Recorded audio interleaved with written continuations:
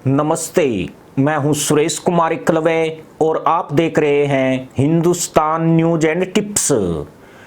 PM Narendra Modi के संयुक्त अरब अमीरात में हुए भव्य स्वागत से पाकिस्तान सदमे में आ गया है। G7 के शिखर सम्मेलन में हिस्सा लेने के बाद पीएम मोदी कुछ घंटे के लिए यूएई की राजधानी अबू धाबी पहुंचे थे। इस दौरान यूएई के राष्ट्रपति शेख मोहम्मद बिन जायद अल नहयान ने प्रोटोकॉल तोड़कर अबू धाबी एयरपोर्ट पर खुद मोदी की अगवानी की। इतना ही नहीं, यूएई के राष्ट्रपति पीएम मोदी को छोड़ने के लिए एयरपोर्ट पर उनके साथ आए, जहां गले लगाकर दोनों नेताओं ने एक दूसरे का अभिवादन किया। एक मुस्लिम देश में मोदी के इस भव्य स्वागत ने पाकिस्तान के तहमदों में आग लगा दी है और वह नीचे से लेकर ऊपर तक जल भुन गया है। हमने 3 दिन पहले एक ऐसी सटीक जानकारी आप तक पहुंचाई थी कि पीएम मोदी की यूएई में मौजूदगी के दौरान पाकिस्तान कुछ बहुत बड़ा प्लान कर रहा है। तब बहुत से लोगों ने शायद इसे गंभीरता से लिया था, लेकिन उदयपुर में मुसलमान आतंकियों ने जिस तरह वारदात को अंजाम दिया, वह सब एक सोची समझी साजिश है। तब हमने अपने विश्लेषण में बताया था कि मोदी के यूएई में उपस्थिति के वक्त पाकिस्तान नुपुर विवाद को जिंदा कर सकता है, मगर बावजूद इसके खुफिया एजेंसियां मुसलमानों के इस जघन्य हमले को रोकने में नाकाम रही। हमने यह भी बताया था कि इस तरह की साजिश गैर भाजपा शासित राज्यों में रची जा रही है। इसका मतलब यह हुआ कि हम कभी भी गलत नहीं होते हैं, क्योंकि यह घटना ठीक उस वक्त हुई है जब पीएम मोदी यूएई पहुंचने वाले थे। यानी यह एक पहले से तैयार किया गया प्लान था। तुष्टीकरण की राजनीति का गढ़ बन चुके इस देश के नेता बकलोली से ज्यादा कुछ कर पाएंगे, इसकी उम्मीद किसी को नहीं है। मगर यूएई ने पाकिस्तान पर जरूर करारा प्रहार कर दिया है। प्रहार भी ऐसा कि कर्ज के लिए खाड़ी देशों में कटोरा लिए घूम रहे पाकिस्तान के हुक्मरानों को एक जबरदस्त चोट पड़ी है।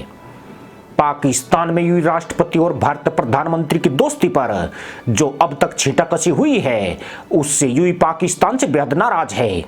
उसने अपने इस गुस्से को मदरसा मुल्क पर आर्थिक एक्शन करके उतारा है। दरअसल पाकिस्तान के नए नवेले प्रधानमंत्री शहबाज शरीफ भी 2 महीने पहले संयुक्त अरब अमीरात के दौरे पर पहुंचे थे। शहबाज को यूएई में भावना दिए जाने की चर्चा पूरे पाकिस्तान में हुई थी। पाकिस्तानी पीएम कर्ज मांगने के लिए यूएई दौरे पर गए थे। तब यूएई राष्ट्रपति ने इस मुद्दे पर विचार करने के लिए कहा था, लेकिन देर रात पाक मीडिया ने अपनी रिपोर्ट में बताया कि पाकिस्तान को यूएई ने कर्ज देने से इनकार कर दिया है। इतना ही नहीं, यूएई ने पाकिस्तान को अपने पुराने कर्जों की याद भी दिला दी है और उनका वक्त पर भुगतान करने को कहा है। यूएई ने पाकिस्तान पर शिकंजा कसते हुए यह घोषणा भी की है कि वह भविष्य में पाकिस्तान में सार्वजनिक रूप से सूचीबद्ध कंपनियों में अगर निवेश करता है तो वह बहुत कम समय के लिए किया जाएगा और इसमें उसकी शर्तें पाकिस्तान को स्वीकार करनी पड़ेगी। वह यही रहेगी कि इन कंपनियों के बोर्ड ऑफ डायरेक्टर में एक सीट यूएई को देनी पड़ेगी। यानी संयुक्त अरब अमीरात कहीं ना कहीं समझ गया है कि मोदी के यूएई दौरे को खराब कराने के लिए पाकिस्तान ने नुपुर विवाद को जिंदा करने की कोशिश की है। जिन 2 मुसलमान आतंकियों ने एक निर्दोष हिंदू टेलर का गला काटा है, उसका संबंध नुपुर विवाद से है और मुसलमान आतंकियों ने बाकायदा नुपुर शर्मा का उल्लेख करते हुए इस हत्या का वीडियो भी शूट किया है। मतलब साफ है कि वे ऐसा करके पाकिस्तान की उस साजिश को सफल करना चाहते हैं जिससे पूरे देश में दंगा भड़क जाए और पैगंबर विवाद एक बार फिर इस्लामिक देशों में जिंदा हो जाए। अगर यह घटना भाजपा शासित राज्यों में हुई होती तो अब तक सारे कसबल निकल चुके होते, लेकिन वोट बैंक की राजनीति करने वाले दलों में इतना हौसला नहीं है। अखलाक के लिए सिस्टम को सिर पर उठाने वाले ये लोग आज दड़बे में जाकर छुप गए हैं। अवार्ड वापसी गैंग गायब हो गया है और सद्भावना के नारे लगाने वाले कथित सेकुलर तशरीफ पर मक्खन लगाकर उसे चिकना कर रहे हैं।